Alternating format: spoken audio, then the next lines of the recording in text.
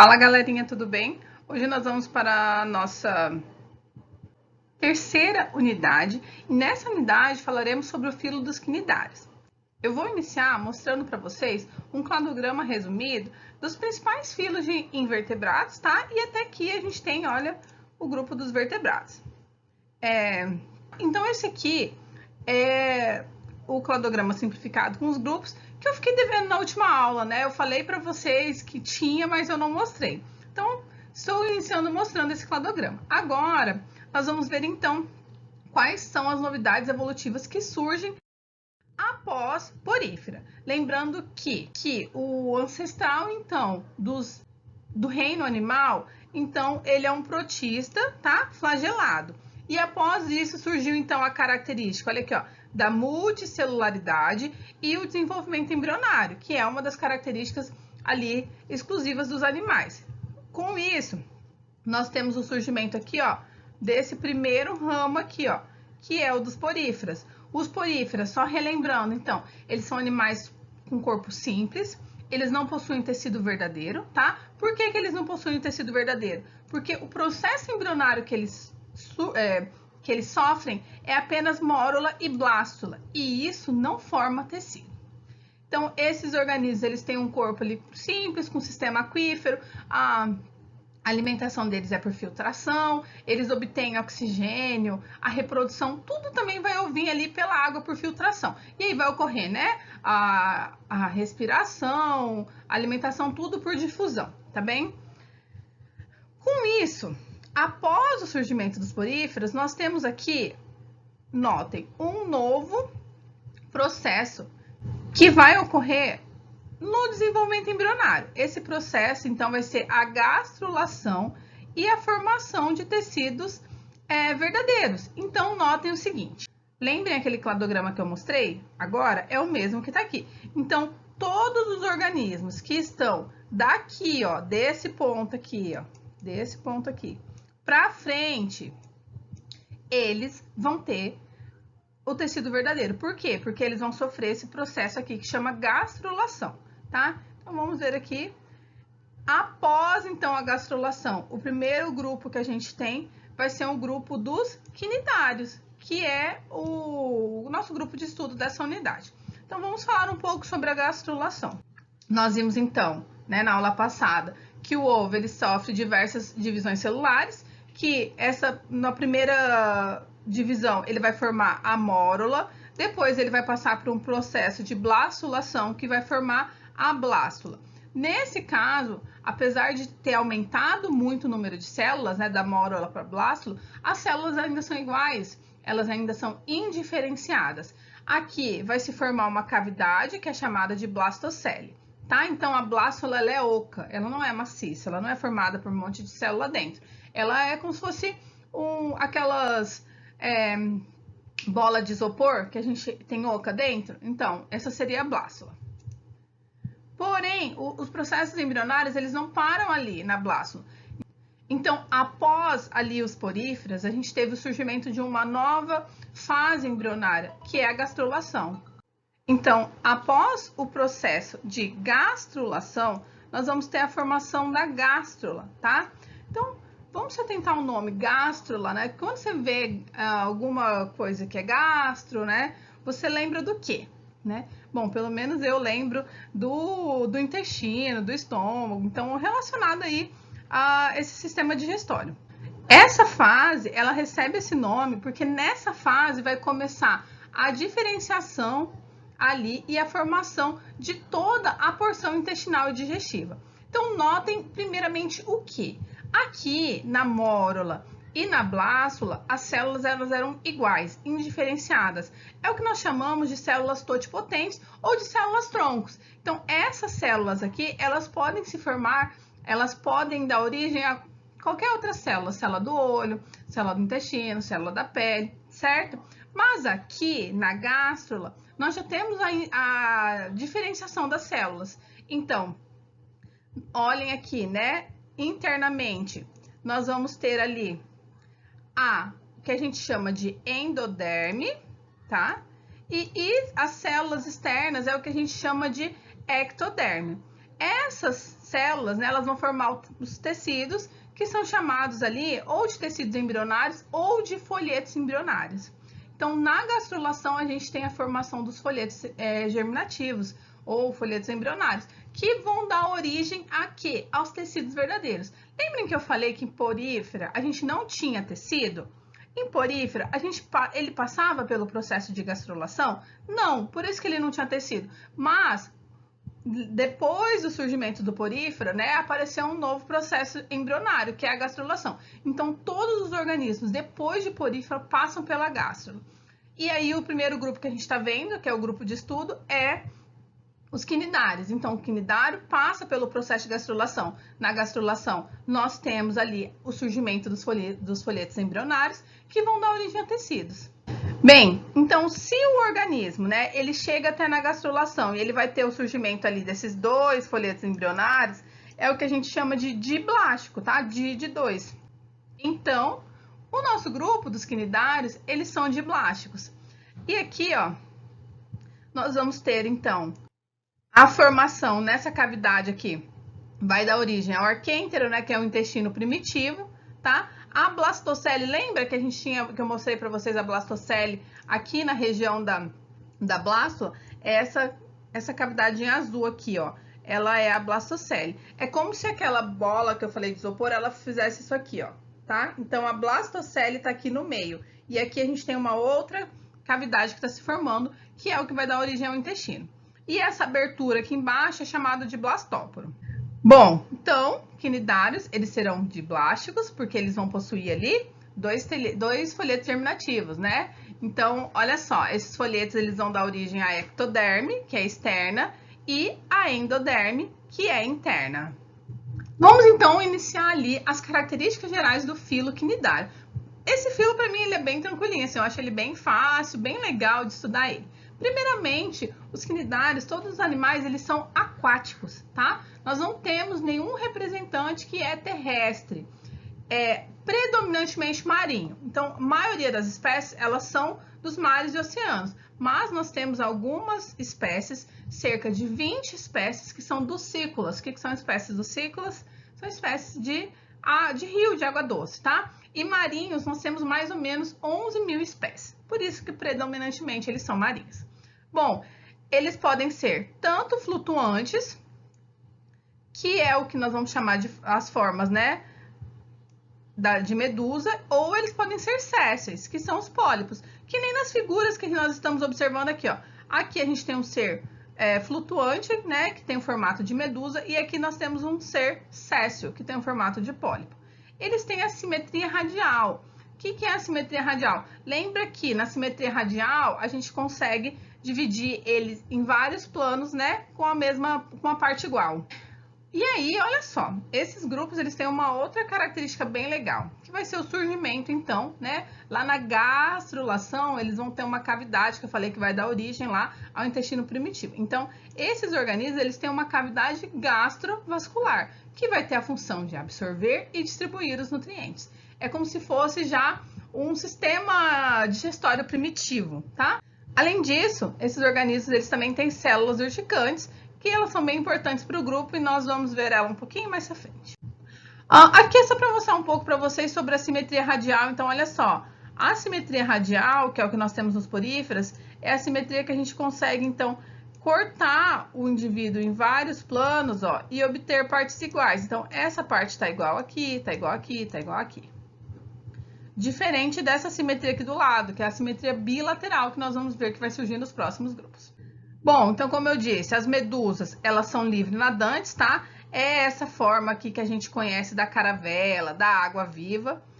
E os pólipos, eles são sésseis, que é a forma da anêmona do mar. Lembra lá do Nemo, que mora numa anêmona, tá? Então, a anêmona do mar é um quinidário. E ele é um quinidário do tipo pólipo, que é sésseo. Uma outra característica é que muitas espécies, elas formam colônias. O que é formar colônias? Os indivíduos vão se agrupar e eles vão funcionar como um todo. A gente não tem um indivíduo que vai fazer tudo sozinho. Na colônia, eles são ligados anatomicamente, tá? Cada um vai desempenhar uma função ali. Então, formando colônia, nós temos tanto os corais, que são sésseis, quanto as caravelas, que são flutuantes. Então, por exemplo, esse indivíduo aqui, quando a gente encontra, a gente acha que é uma água-viva, mas nós temos vários indivíduos ali ligados. O exemplo, então, desse grupo, né? Água-viva, caravela, a hidra, que é de água doce, os corais, são exemplos de selenterados. Selenterados é um outro nome que também é dado para o filo quinidário. Então, você pode ver também, o filo dos selenterados é também a mesma coisa, é do filo quinidário. Então, selenterado, ele é de origem grega, né? Que vai ser de coilos, que é oco, e entero, que é de intestino. Então, vai ser, a gente tem aqui a formação do intestino, tá? Então, o selenterado se refere, então, à cavidade gastrointestinal que aparece nesse grupo. E o termo quinidário também deriva do grego. Quinida significa urtiga. Lembra que eu falei que eles têm células urtigantes? Então, nós vamos ver o que é essa quinida, tá? Vamos ver um pouco sobre a organização estrutural dos quinidários. Bem, eles apresentam duas formas, como eu falei para vocês, uma séssil e uma livre nadante. Então, aqui nós temos o exemplo, tá? Da forma séssil, que é o que nós chamaremos de pólipo. E aqui nós temos um exemplo da forma livre nadante. O corpo dele é basicamente um saco. E esse saco ele é formado por duas camadas de células. Lembrando que esses organismos são aquáticos, né? Então, a maior parte do corpo deles é formada por água. Eles têm esses tecidos que são simples. Eles também têm uma pequena diversidade de célula, mas eles não têm ali quase nenhum órgão especializado. Então, com relação a essas camadas de célula, a gente tem a camada exterior que vai formar a epiderme e a gente tem a camada interior que vai formar a gastroderme. E entre essas duas camadas, né, a camada interior e exterior, a gente vai ter uma camada gelatinosa, que vai ser chamada de mesogleia. Nós vamos estar vendo ali certinho todos esses tecidos. Bem, características importantes. Eles são os primeiros animais que vão apresentar boca e intestino. Certo? Porífera tinha boca? Não, não tinha boca. E eles também são os primeiros animais que apresentam um sistema nervoso e um arco reflexivo. O sistema nervoso deles não é um cérebro elaborado que ele vai conseguir, né? Primeiro que eles não têm cérebro. A gente vai ver que sistema nervoso não é só relacionado ao cérebro. São células que conseguem perceber os estímulos ambientais e gerar alguma resposta. Então, isso vai ser o arco reflexivo. Então, ele percebe ali os estímulos ambientais e ele gera um reflexo sobre isso. Então, eu vou falar um pouco sobre os tecidos e o compartimento do corpo. Bem, essa cavidade que vocês estão vendo aqui, ó, é o que eu falei, que é a cavidade gastrovascular. E aqui, ó, a boca, tá? A boca que vai levar aqui nessa cavidade, que é essa parte mais clarinha que vocês estão vendo aqui. Essa é a cavidade gastrovascular dos indivíduos que têm a forma de medusa. Então, externamente aqui, ó, nós temos a ectoderme. E internamente, cobrindo a cavidade gastrovascular, a gente tem a gastroderme. E entre aqui, ó, seria essa parte roxinha aqui, ó, entre, né, a ecto e a gastroderme, nós temos a mesogleia. Então, a epiderme seria a camada externa e ela é celular. A mesogleia seria a camada mediana e ela é gelatinosa. E a gastroderme é uma camada interna e também celular.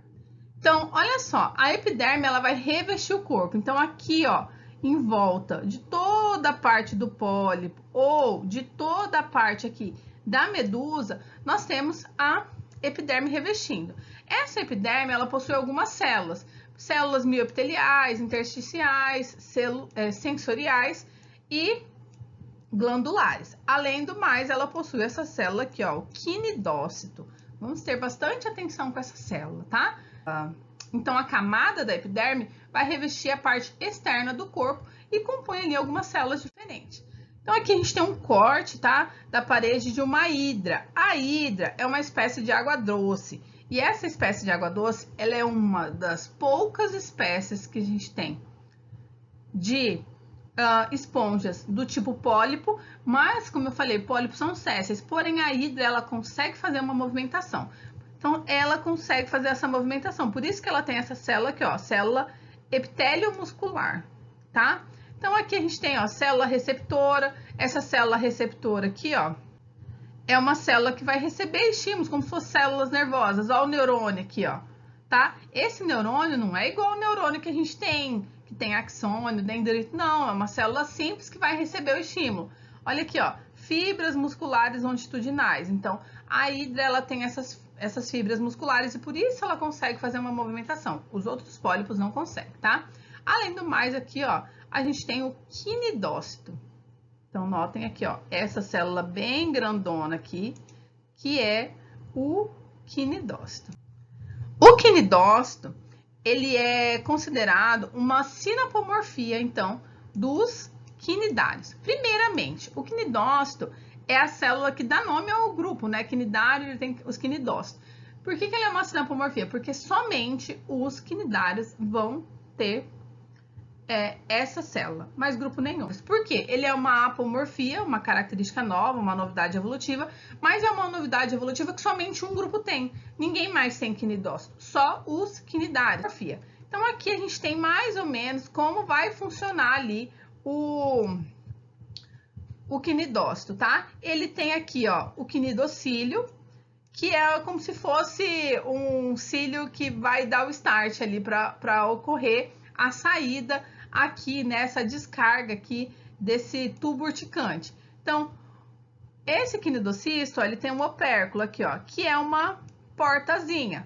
Então, quando alguma coisa esbarra nos cílios, esses cílios ele vai ativar, o opérculo vai abrir e esse conteúdo que está dentro dele, que é um tubo urticante, vai sair. No ser humano, o quinidócito, ele queima. Vocês já ouviram falar das queimaduras, né? É bem famoso as queimaduras por água viva, por exemplo. Então, encosta na pele da pessoa, queima. Nos animais, ele paralisa os animais, tá? E depois leva à morte, né? Vou falar, então, agora sobre a outra camada do corpo, sobre a mesogleia. A mesogleia, ela é como se fosse similar ao nosso tecido conjuntivo, tá? Então, ela tem uma matriz extracelular gelatinosa, ela é um tecido gelatinoso que vai dar preenchimento ao corpo do quinidário. E ela tem a função, então, estrutural, para manter esse corpo, tá?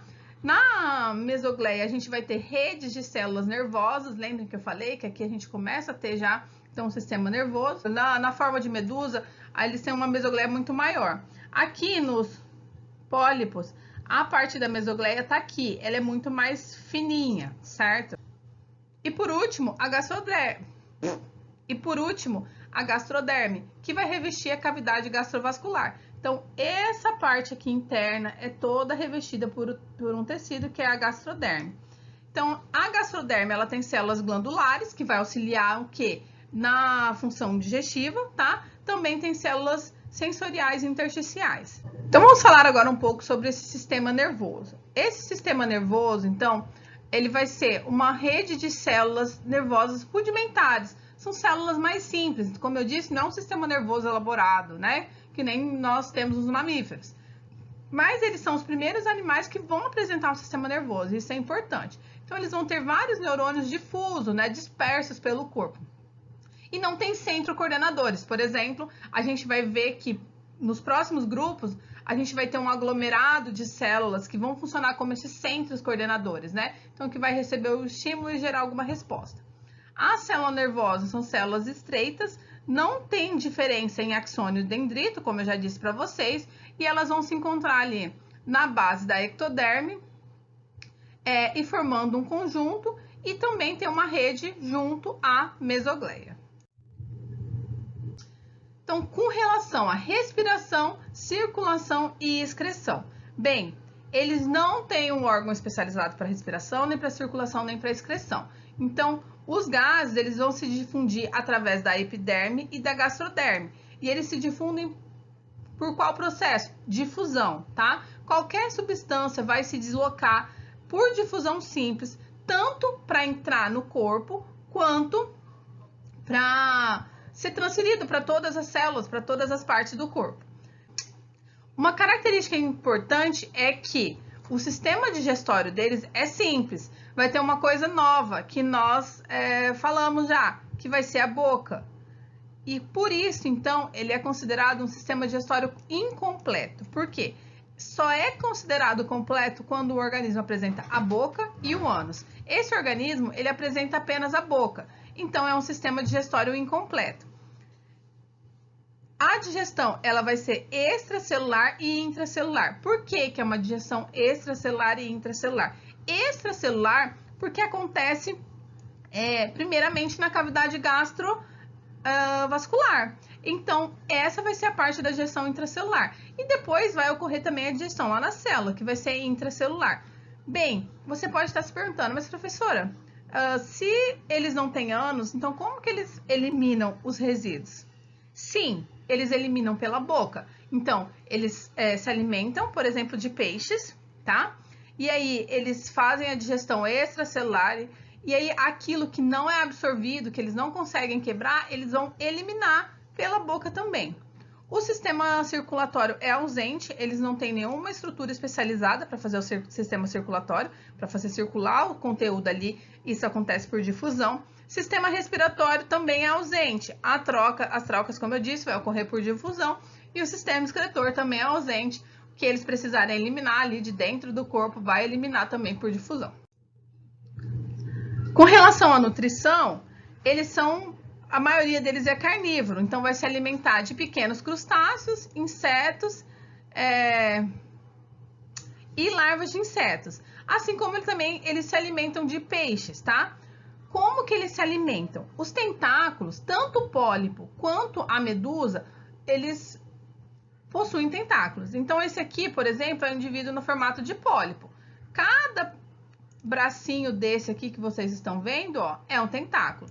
Então, os tentáculos, eles possuem inúmeros quinidócitos, tá? Lembram que o quinidócito é aquela célula urticante? Então, ele vai paralisar a presa. E aí, então, esse tentáculo, ele faz a captura e a presa fica paralisada ali. Então, acompanhe aqui no quadro, né? Ó, o tentáculo encostou aqui nesse indivíduo. E aí ele consegue fazer a captura ali do indivíduo e aí ele traz esse indivíduo para a boca, tá? Então, os tentáculos puxam o alimento para a boca, na qual vai para aqui, ó, a cavidade. Notem que aqui tá até mais grossinho, né? Que é a cavidade gastrovascular. E aí, então, ele vai ser digerido e distribuído aqueles nutrientes pelo corpo. O alimento, ele vai ser absorvido e os restos vão ser eliminados pela boca. Uma característica importante é o seguinte, eles não têm olhos, tá? Tanto as medusas quanto os pólipos, eles não possuem olhos. Então, eles não conseguem caçar. Primeiro que os indivíduos sésseis, eles não saem de onde eles estão, né? Segundo, que aquelas caravelas, aquelas águas-vivas que a gente tem no mar, elas não conseguem caçar. Por exemplo, ali tem um peixe, vou ali caçar aquele peixe. Não. Então, elas ficam vagando até elas esbarrarem no alimento. E o pólipo, eles ficam ali de prontidão até o alimento esbarrar nele. Aqui é só mais um esquema, tá? Mais uma ilustração mais detalhada de um pólipo, mostrando, então, a captura aqui de um peixe pelos tentáculos, tá? Então, com isso, os organismos, eles são levados para a cavidade da gastrovascular e aí vai ocorrer, então, a digestão. Vamos falar um pouco sobre a coordenação, sobre a parte do sistema nervoso. Bom, como a gente já viu, eles não têm neurônios, tá? Mas eles têm ali um conjunto difuso de células que vão estar localizadas na mesogleia.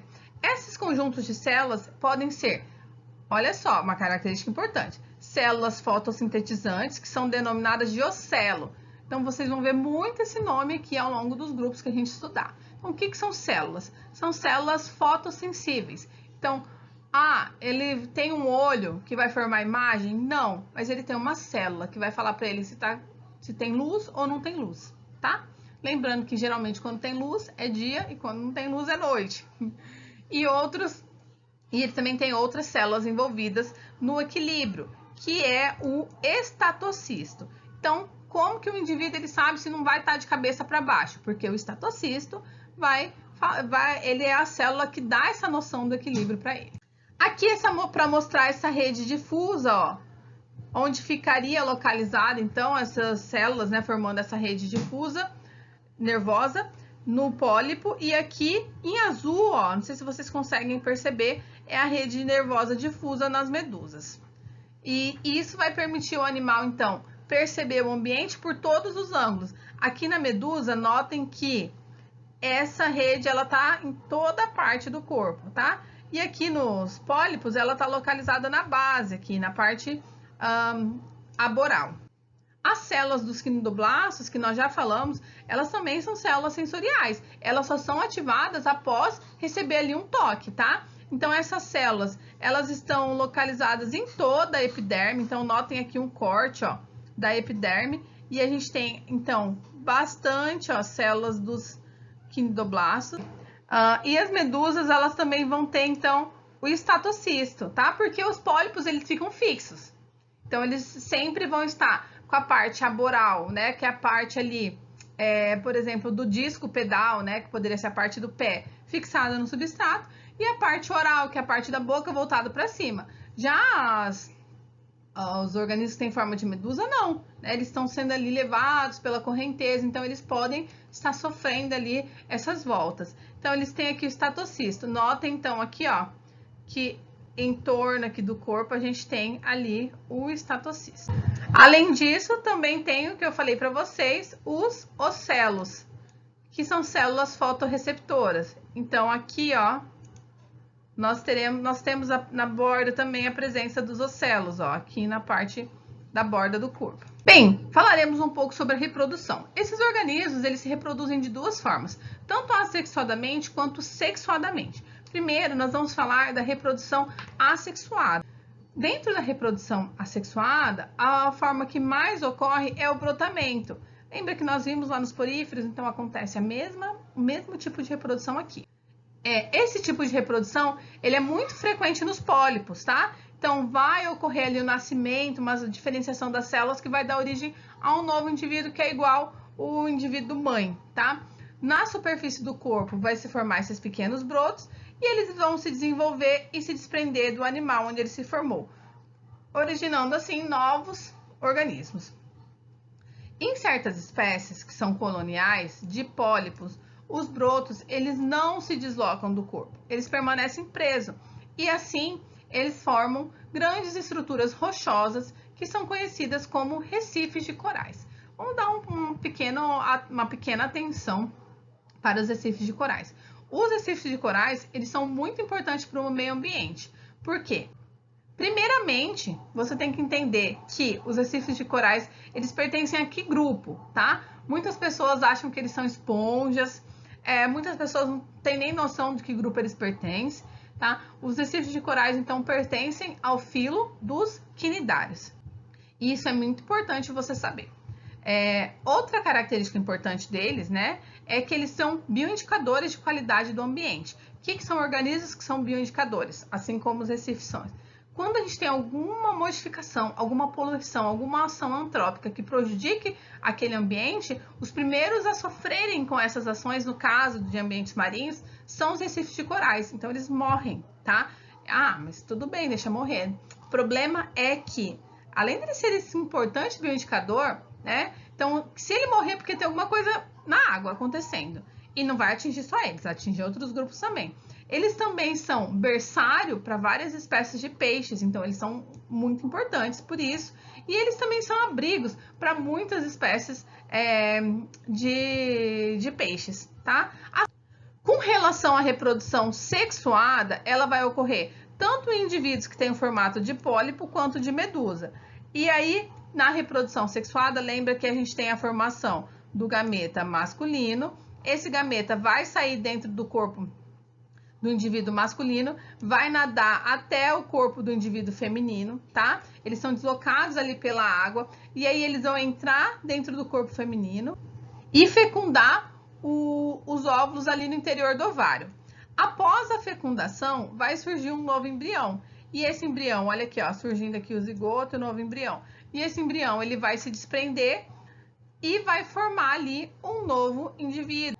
Uma outra característica importante é que, no caso da hidra, tá? Já é a segunda vez que estou falando sobre ela, ela não passa pelo estágio larval. Então, aqui, ó, quando ele sai do corpo aqui, já sai uma nova hidrazinha. A união do espermatozoide com o óvulo formando o zigoto já dá origem a uma uma hidrazinha? Não tem o estágio larval. Então, no caso das hidras, elas têm desenvolvimento direto. Porém, isso não acontece com todas as espécies de quinidário. Uma outra característica que acontece com relação à reprodução é a alternância de gerações. E isso cai muito em vestibular, em concurso, tá? Então, como que acontece essa alternância de geração? Na alternância de geração, como o nome diz, a gente vai ter uma alternação entre a reprodução sexuada e a reprodução assexuada. Além disso, a gente também tem uma variação na forma do indivíduo. Então, dentro do ciclo, a gente vai ter indivíduos que têm a forma de medusas e indivíduos que têm a forma do pólipo, tá? Então, como que vai funcionar? A gente tem aqui, ó, uma medusa macho que vai produzir o espermatozoide, vai liberar na água. E a gente tem uma medusa fêmea, que vai então receber esse espermatozoide, a fecundação é interna. E após então a formação do zigoto, o zigoto vai se transformar numa larva. Essa larva é do tipo plânula, tá? Se a gente tem formação de larva, o desenvolvimento não é direto, é desenvolvimento indireto. E aqui também vocês não podem confundir com o mesmo tipo de larva que é formado lá nos poríferas. Nos poríferas é uma larva do tipo anfiblástula. A larva dos quinidários é uma larva do tipo plano. Essa larva, então, ela consegue nadar, ela vai se fixar ao substrato e ela vai dar origem a um novo indivíduo. Esse indivíduo vai ser medusa? Não, esse indivíduo vai ser do tipo pólipo, tá? Então, ele vai ficar fixo no substrato. E esse indivíduo aqui, ele vai se reproduzir de maneira assexuada por estrobilização. Então, ele vai formar, olha só, um monte de éfiras, tá? E cada parte dessa aqui, ó, que é liberada, ela vai dar origem a um novo, tá? A uma nova medusa. Então, no processo de estrobilização, a gente tem um pólipo que ele vai formar um monte de camadas no corpo dele. Essas camadas eles são chamadas de éfira, e essas camadas elas vão se deslocando e dão origem a novos indivíduos. Então, essa é a parte da reprodução assexuada, que a gente tem um pólipo dando origem a vários outros indivíduos, tá? Isso seria a alternância de geração. Então, a gente vai ter, na mesma espécie, né, tanto a reprodução sexuada, com o indivíduo macho e fêmea, formando ali a larva, quanto a reprodução assexuada. Com relação à classificação dos poríferos, tá? Basicamente, ele está dividido em 4 classes de organismos. Então, a gente tem os antozoários, que são as anêmonas do mar e os corais verdadeiros, os sifozoários, que são as águas-vivas, os cubozoas, que são medusas que têm formas de cubos, tá? Então, elas não têm a parte superior dela, que nós falamos que tem forma de umbrella, né, que tem forma de guarda-chuva.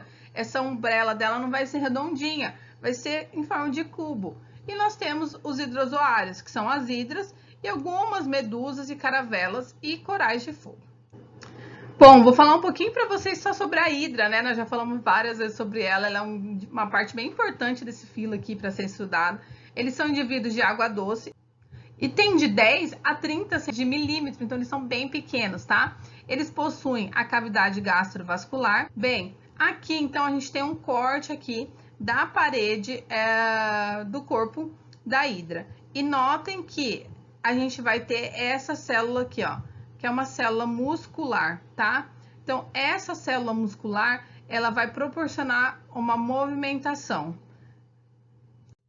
Então, a hidra é o único indivíduo do tipo pólipo que conseguem fazer uma movimentação. Eles conseguem se movimentar lentamente dando cambalhotas. Então, como que acontece? A parte, então, oral, né, consegue se curvar, se fixa ao substrato, tá? E aí ela vai erguer a parte aboral. E assim, por esse movimento de cambalhota, ela consegue se locomover. Essa locomoção de pólipo só acontece aqui nas hidras. Os outros quinidários, né, que são do tipo medusa, eles têm um deslocamento por jato-propulsão.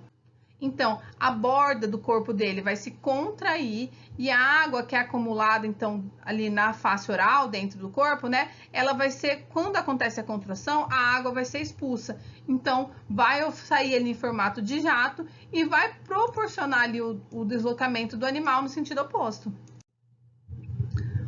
Aqui só um quadro resumindo, então, as classes ali dos quinidários. Então, a gente tem a classe hidrozoa, cifozoa, cubozoa e os antozoas, tá? A classe hidrozoa, a gente tem como principal exemplo a hidra, caravela portuguesa, tá? A cifozoa, a gente tem as águas vivas. Cubozoa, a gente tem o que é chamado de vespa do mar.